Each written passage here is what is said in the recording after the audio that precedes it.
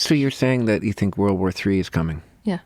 I think that's very timely at this point because I think it's probably the most underspoken and astounding thing going on in the collective consciousness now is that people are actually like having conversations about whether or not nukes are on their way. Mm-hmm. I question sometimes whether the Third World War will be different than the wars of the past. Yeah? Why is that? Because wars are fought differently depending on what weapons we use, and these things that cause physical destruction are not the only forms of weaponry now. You could disconnect from people far enough to sort of zoom out and take this objective perspective and be like, you know what, we need to be not attached to whether humanity survives or not. That's a genuine argument that is made in the spiritual field. It has been for thousands of years. Mm-hmm. Because there is an identification we have with humanity. I mean, all of us arrive at the basic assumption, humans should live. But I'm telling you that like at these higher levels, there's a big question around that. So you could zoom out and be like, well, maybe we just need to be not attached to whether or not we as a species are here anymore. And the problem is I'm one of these like dolphin lovers, you see, so I'm kind of like, well, I really don't want to see the destruction of mankind. So here I am looking at the life paths for people on Earth as a collective, watching things get darker and darker.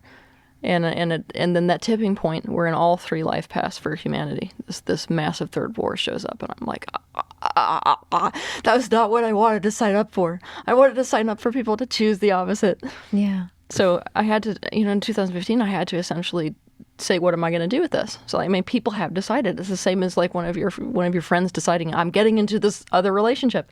Mm-hmm. You're like, dude, it's the same. It's the same thing. I just feel it in my soul. And you're like, oh my gosh, it's going to be a train wreck. Do I want to sign up for the train wreck? Yeah. And I decided, my commitment is not as conditional as people surviving or not surviving. It's not as conditional as people choosing awakening or not. Is that's how you got out of your collapse? Yeah.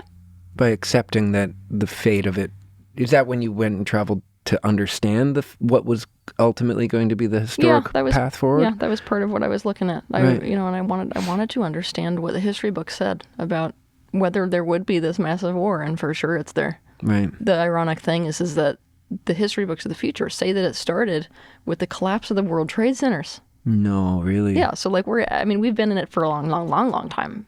I mean, if you look at the countries that have been infected, like Syria and the Middle East, they have been at war since that time, right? Whoa.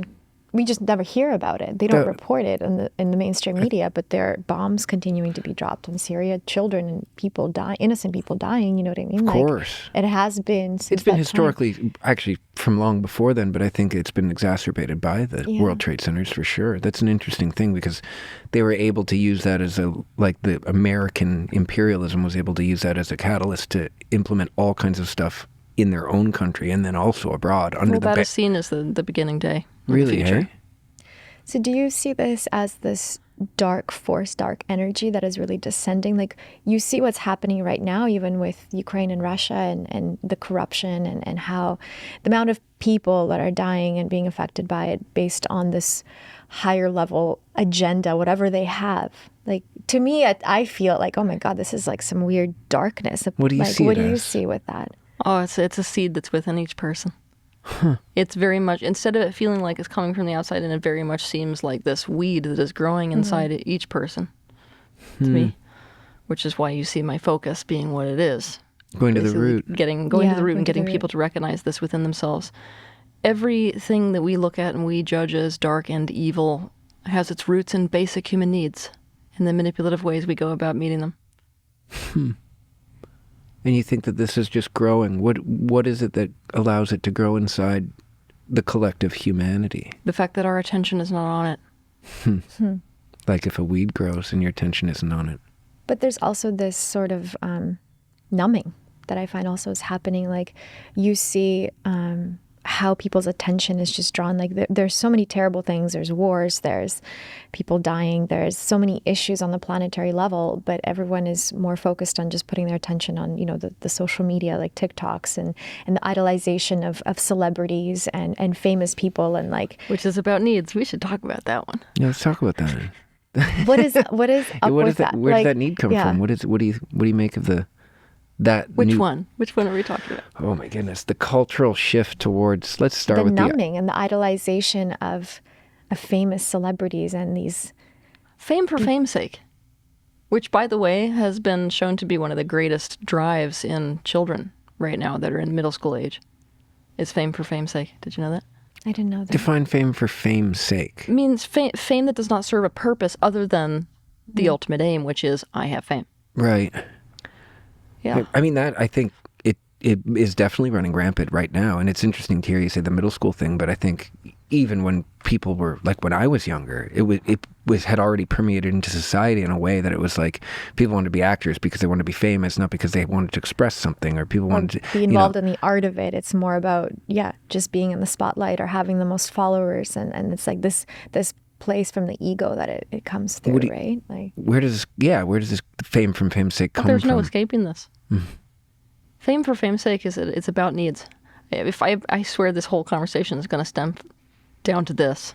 Really? Basic needs are at the heart of absolutely everything. Everything. The movements you see within society today, this need for fame's sake. Embedded in all of these obsessions and these cultural trends are basic human needs.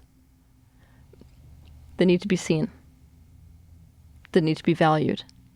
They need to be able to bring about what one wants. That's the power. Power is really ultimately just power for manifestation. When we say this person has power, it means that they have the capacity to bring about what they want. That's it. That's a basic human need. Yeah. Recognition. Significance. They want to be able to live the life that a celebrity gets to live.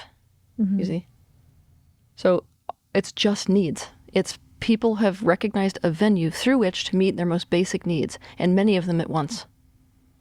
That's not to say that they understand what the reality is there, but that is the picture that is painted. And that is something that I think about on a daily basis, because we are setting that image in people's heads.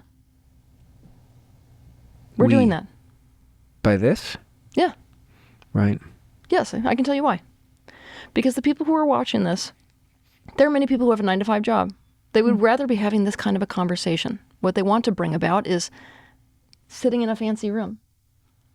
What they want to bring about is being able to have these types of conversations where they're connecting with each other instead of making people their macchiatos. right. So what we're selling them is the idea that that's our life right now. They have no idea what's gone into setting this room up. Nor do we show them. Any more than somebody who's famous in Hollywood shows them what your life looks like when you can't even leave the front gate of your house, and you can't trust any human relationships because everybody wants something, and you see, it doesn't matter. I mean, a human being sees something that represents their basic needs, and then they aim themselves directly at it, even if they don't truly understand what they're aiming at. Yeah. And social media's made this 10 times worse because we're selling overlays, and we're not even doing it intentionally. Some of us are like, I need people to see that I'm successful. I need people to see that I'm feeling good no matter what. But I'm even thinking about people who are part of this authenticity movement. Myself, I can't tell you how many times I've been bawling, crying on the floor, being like, I hate my life. I'm really doubting my career right now. Yeah. And I'm like, okay, so here's a moment. Here's the opportunity. Do I want to show people this? And?